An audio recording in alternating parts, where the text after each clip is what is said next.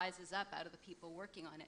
So we have that kind of collaborative, dynamic creation in video games that kind of reminded me a lot of what you were describing as the collaborative process. And 300 people isn't that far off from the 500. So. I think you know, the thing now is that it's just things are getting more collaborative again. I think, you know, maybe the film industry, you know, there's been, you know, so much risk in it that it hasn't really moved forward in terms of, you know, they found a really good structure in film. It's working, so let's keep it at that, because there's so much at stake to move it forward. You know, you can lose so much. But I guess, you know, where we're at a stage now, in this kind of era of participation and looking at kind of open content and stuff, then you're kind of mitigating your risk so you can innovate again, and so you can bring back this kind of, you know, more kind of free-form collaborative nature to it. It sounds like even the games industry isn't always entirely a risk preferrer. According to what I read, most games have had a very steady kind of a recipe for a long time, and Assassin's Creed was one of the first to try to break out of that. Yeah, and thank God that it's been successful, because I think that, I mean, not only because obviously I have a lot personally invested in it, but the game industry was pumping out. If you look at a lot of the games, a lot of first-person shooters, to someone who doesn't play games, they would see the ads and think all of the games look the same. And that's because a lot of it, what games got made, their big business, they cost a lot of money now, was driven by market analysis, and it was driven by, okay, you know, people like Grand Theft Auto sold a lot, and 50 Cent is a really popular hip-hop artist, let's stick them together and make a clone of this game that exists. And it wasn't creative people with a vision driving to deliver something else.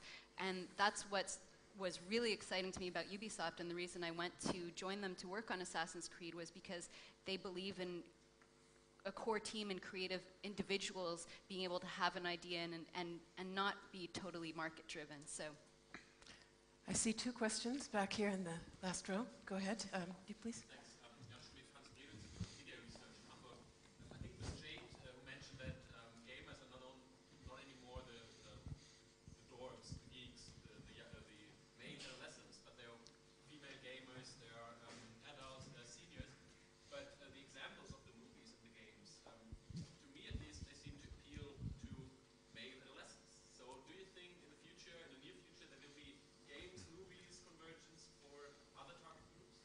Well, there already is. I mean, I have to admit, I picked those films to be the samples, the flashiest, most polished ones, you know, with the big explosions, because that's what looks cool. But there's a whole lot of other stuff going on that I didn't put up there because, you know, a lot of what's really popular with the seniors and with the kids and with the different audiences is stuff that you can play on your cell phone or your portable DS. The DS, if you look at console sales, is sold a ton. So people are playing games in little digestible chunks. They're playing golf with their Wii. Those are the types of games, and they don't look like a blockbuster film. They're a different fork that video games are going on.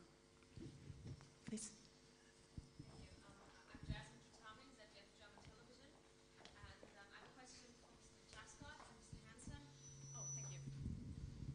Thank you. I hope you can hear me now. Jasmine Katami, ZDF German Television. And I have a question for Mr. Tapscott and Mr. Hansen. All this talk about community building, more or less, really excites me.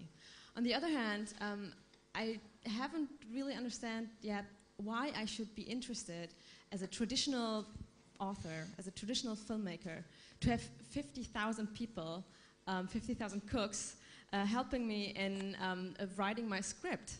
I mean, I want them to fund me, maybe, but I don't really understand. I mean, I could imagine that a normal author already has difficulties in writing his script. And eventually, to sum it up, when I see how young authors are educated in German film schools, I think this is very far away from you know, this idea you were talking about, and you're actually getting prepared to. So, you know, is this generation who's in German film schools right now not getting ready for this, or is this educational system very far away from it, or I don't really get that. Well, I'll begin. There are many different types of communities that you can think of building or tying into at all of the different parts of the value chain of producing a film or a video game or some kind of new media experience, okay?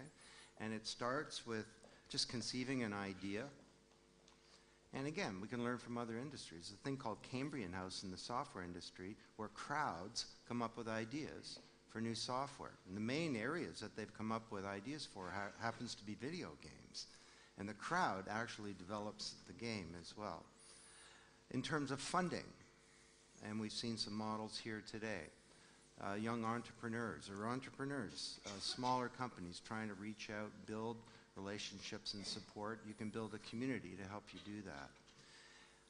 Yes, there are quite extreme examples where a crowd can actually help in the development, the creation of a script and the development of a concept and putting together a movie. And we've seen Swarm of Angels and others today that are doing that. But also, even with a traditional property like a film, there are all kinds of amazing communities that are being built around that. And it's a shift from the old model. It's been going on for some time in the movie industry. I create a movie, I push it out into the theaters, I hope it works well. Well, now you've got all these ancillary products like DVDs and clothing and all kinds of other rights, but that's still the old model, pushing stuff out onto customers. Why not create a community around that where you have a deep and enduring exchange of value that goes on for a whole period of time and that generates a different concept of a brand? It's not just an image, it's a relationship with people in the community that creates new ideas for new ventures, that builds momentum in the marketplace and reaches out to other people. This makes all kinds of sense to me, just from the point of view of commercializing art, setting aside the bigger aspirations that many people have, which is to change the world. Al Gore and the community that he built around Inconvenient Truth is an example of that. Then you've got, well, you know, I could go on and on. I mean, not all communities are created equally, basically. So, but this is a big change that's happening from sort of plan and push to engage and co-innovate and think not, you know, film, website, think community. And I think you'll come up with some different perspectives. Matt Hansen, do you want to add something? Yeah, I think you know, it's definitely not a question that there's too many cooks. You know, it's like thinking about collaboration in binary terms. You know, it's like, oh, everyone's going to collaborate or nobody's going to collaborate. And if no one collaborates, then I'm completely in control of the process.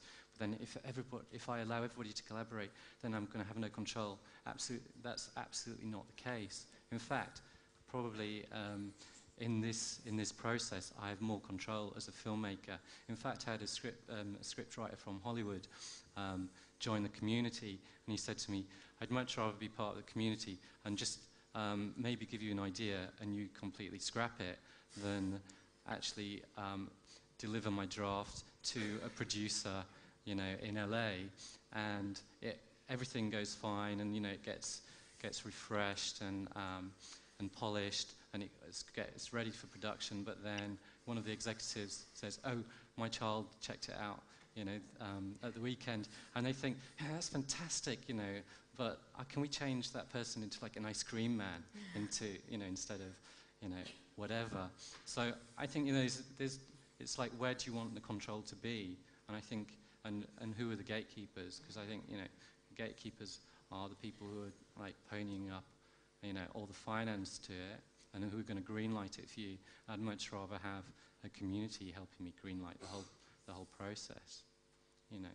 So it's kind of a different method of thinking about it. And also, you know, it's very much an extreme, this is very much an extreme case, because I wanted to kind of push it out as an extreme example of collaboration. But just if you want to be much more controlling over the situation, then it's just, you know, about tapping into, you know, community who are interested in your project. And obviously documentarians like Robert Greenwald have done that with Outfoxed and things like that.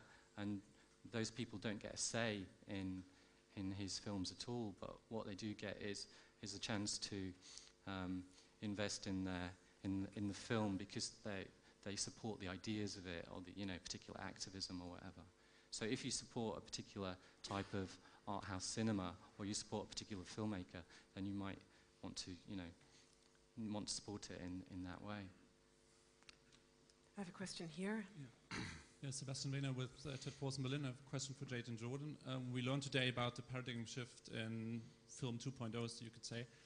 And my question is, well, there's already crowdfunding and crowdsourcing in the game industry, like Dave Perry is doing it, and a lot of people are crying out